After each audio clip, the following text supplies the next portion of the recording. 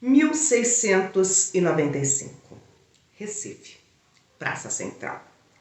A cabeça de Zumbi, que tinha sido salgada, estava espetada e exposta na Praça Central. O recado dos governantes era lógico.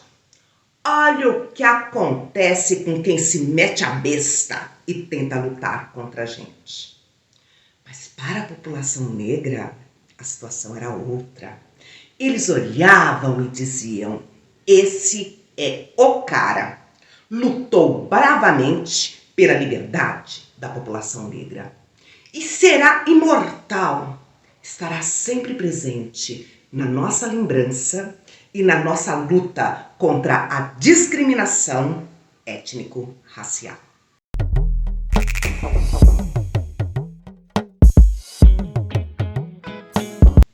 Zumbi nasceu livre no Quilombo dos Palmares.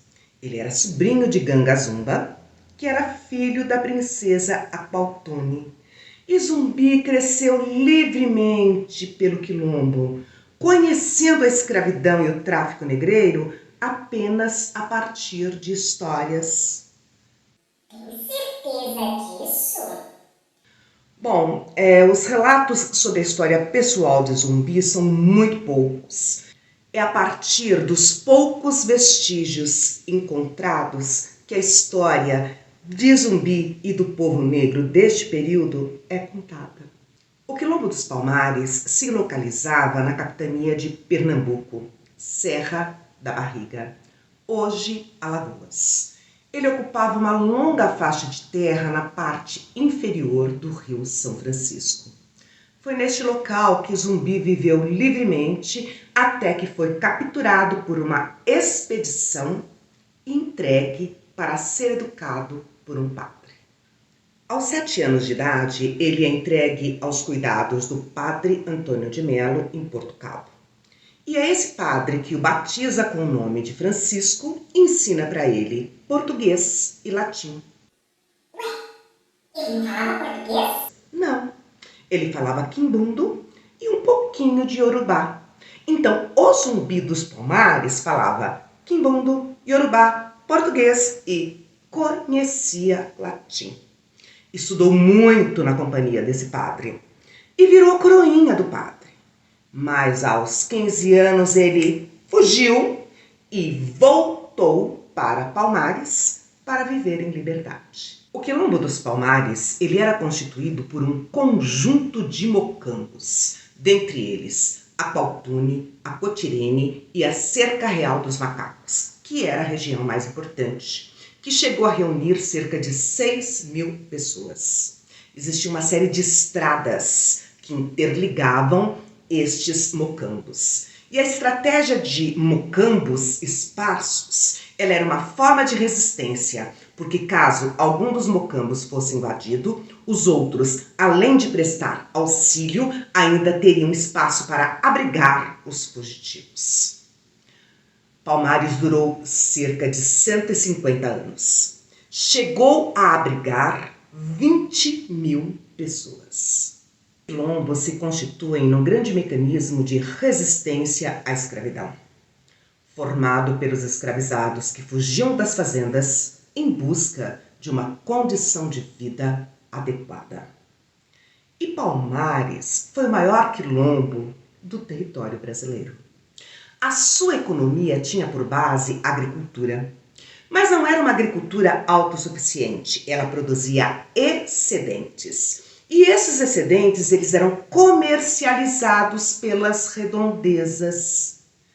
Virou um problema muito sério, não apenas para os governantes que estavam aqui em território brasileiro, como também para a coroa portuguesa. Afinal de contas, neste período, o Brasil era colônia de Portugal. Em 1675, o Zumbi ganhou grande notoriedade defendendo o Quilombo. Foi aclamado como um grande guerreiro. Quem liderava Palmares neste momento era Ganga Zumba. E eles estavam enfrentando fortes ataques do governo colonial. O mocambo de Apaltune caiu nas mãos dos inimigos. E Ganga Zumba, cansado de tantas guerras, se abriu à negociação com o governo colonial. Zumbi e parte dos quilombolas foram contra. E aí nós temos um processo de divisão. Aos 25 anos de idade, Zumbi desafia o seu tio e se torna o novo líder guerreiro de Palmares. Pouco depois, Ganga Zumba morreu, acredita-se que envenenado. Zumbi assumiu o comando de Palmares e mudou a estratégia. Além de guerrilhas, fazia ataques aos engenhos vizinhos. E nesses ataques eles libertavam os escravizados e ainda conseguiam abastecer Palmares com alimentos e armamentos. O governo colonial ficou desesperado. A situação estava insustentável, evidentemente, para eles, porque Palmares representava, além da possibilidade de uma vida digna e em liberdade, o quanto a escravidão era um regime cruel e opressor. E é neste contexto que o governo colonial resolveu contratar um bandeirante para exterminar com o quilombo de Palmares. E o bandeirante contratado foi Domingos Jorge Velho. As lutas foram acirradas. Zumbi, junto com os quilombolas, lutaram bravamente para manter sua liberdade. Mesmo ferido, Zumbi continuava a lutar e virou uma lenda. E a ideia de uma imortalidade deste guerreiro forte e que se mantinha no imaginário da população. A força do governo colonial era evidentemente superior à dos palmarinos. Em 1694, o Mocambo do Macaco foi tomado. Zumbi, ferido, fugiu com um grupo de guerreiros. Um ano depois ele foi delatado e aí, em uma emboscada, ele foi preso e morto.